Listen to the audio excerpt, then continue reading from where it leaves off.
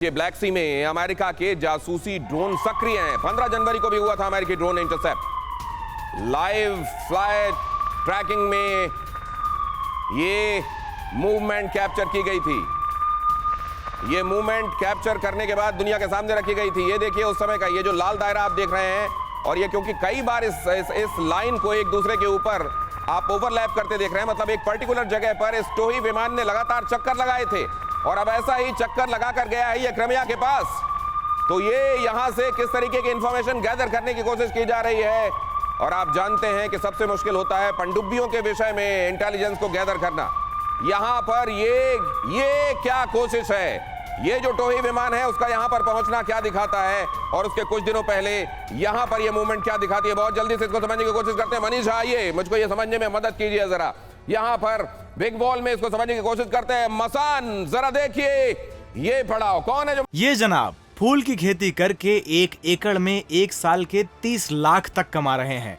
आपको भी ये करना है तो फ्रीडम ऐप को अब भी डाउनलोड कीजिए। मसान बनाने पर तुला हुआ है और यहां पर इस तरीके से रशिया के एकदम करीब पहुंचकर यूं टोह लेना, ये क्या कहता है क्रिमिया के पास। ये सेवेस्तोपोल आप जहां से जाकर रिपोर्ट कर चुके हैं और हमको दिखा चुके हैं ब्लैक सी फ्लीट के बारे में। आप जरा यहां आइए मनीष, इस जगह पर यहां पर इस ड्रोन का पहुंचना और यहां चक्कर लगाकर ये काफी देर तक, और रशिया का उसको मारने से खुद को रोकना, जरा इसके इंप्लीकेशन समझाइए, वजह समझाइए। देखिए दिनेश, मैं बता दूं आपको कि सेवेस्तोपोल में हम लोग कई दिन जाकर रहे और यहाँ पर मैंने खुद अपनी आंखों से दर्जनों वॉरशिप रशिया का देखा है। तो ब्लैक सी में जो रशिया की पोजीशन है, रशियन नेवी की जो स्ट्रेंथ है, उसे भी मैंने देखा है। लेकिन हकीकत यह भी है कि ड्रोन के जरिए लगातार क्रीमिया में मौजूद रशियन वॉरशिप पर अटैक होते रहे। यूक्रेन ने मार्को पर भी अटैक किया, या उससे पहले हमने मस्कोवा का भी हाल देखा। ऐसी स्थिति में जब अमेरिकी ड्रोन वहां तक पहुंचकर लौट कर आ जा रहे हैं, तो यह भी बात सही है कि ड्रोन को अब तक बहुत ज्यादा निस्तनाबूद करने की कैपेसिटी नहीं देख पा रहे हैं। या तो हो सकता है कि जो radar system, anti drone technology नहीं होने या कब होने की वजह से है, या जानबूझकर अमेरिका को इस मामले में रशिया एक तरीके से वॉकओवर दे रहा है। देखिए वॉकओवर तो नहीं दे रहा है, ये बात सच है कि ड्रोन आ रहे हैं, उसको अगर वो नहीं पकड़ पा रहे हैं, या फिर बहुत हद तक संभावना ये भी रहती है क्योंकि ये वो इलाका है जहां से कि ग्रेन कॉरिडोर चल रहा है, यानी कि जहां से जहाज जो है वो अनाज को लेकर जा रहे हैं, और उसके बीच में से ये सब ड्रोन आ रहे हैं। तो रशियन सिक्योरिटी एजेंसियों का यही कहना है कि उसका वो फायदा उठाते हैं। मैं तिवारी सर को भी यहां बुलाना चाहता हूं। तिवारी सर प्लीज आप आ जाइए, और राजन सर मैं आपका इशारा देख रहा हूं, यहां पर ये है क्रिमिया, ये आप देख रहे हैं, यूक्रेन पहचान रहे होंगे आप नक्शे में, और यूक्रेन का निचला हिस्सा ये जो अब अमेरिका के पास है 2014 से, यहां पर आपको क्रिमिया दिखाई दे रहा है, ये ब्लैक सी दिखाई दे रहा है। ओपी तिवारी सर, यहां पर इस ड्रोन का पहुंचना, मनीष आप अपनी जगह पर जा सकते हैं, राजन कोचर सर मैं आपके पास आने वाला हूं, लेकिन इससे पहले आप इस पूरी सिनेरियो को कैसे एक्सप्लेन करना चाहेंगे दर्शकों? देखिए जो अमेरिकन ड्रोन है वहां पहुंच रहा है, वहां सर्किल मार के आ रहा, ये तो इसकी जानकारी रशिया के पास तो डेफिनेटली है। भले ही रशिया हो सकता है कि इस वॉर को एस्केलेट करने के चक्कर में ये चांस नहीं ले रहा।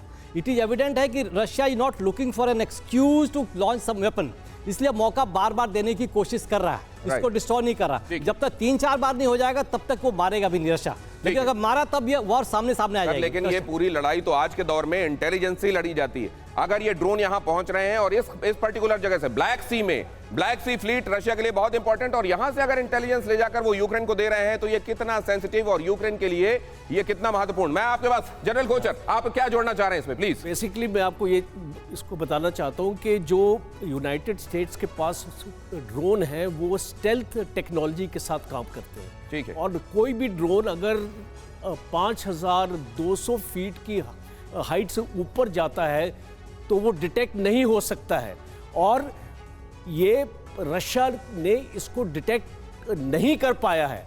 बिकॉज अगर रशिया इसको डिटेक्ट कर पाता है, एक ड्रोन उड़ाने के लिए उसको प्रॉब्लम क्या है, राइट, इससे कोई लड़ाई। तो आप ये कह रहे हैं कि क्योंकि स्टेल्थ टेक्नोलॉजी से बने हुए ड्रोन्स हैं, इसलिए इसको टाइम पर नहीं पकड़ पाया गया, बाद में ये लकीर दिखी है, बिल्कुल सांप निकल जाने के बाद में ये लकीर दिखी है, अब इसको पीटने का कोई फायदा नहीं। रियल टाइम इंफॉर्मेशन जो ड्रोन है वो अपने कैमरे और अपनी सर्वेलेंस इक्विपमेंट के जरिए देता रहता है। तो जो इंफॉर्मेशन इस ड्रोन ने लेनी थी और जिसको टास्किंग की गई वो ऑलरेडी हो चुकी है, वो ऑलरेडी हो चुका है। तो अब अगर ऐसा हो चुका है तो वो कौन सी इंफॉर्मेशन है जो दी गई है ब्लैक सी के मुतालिक, सेवेस्तोपोल के मुताबिक?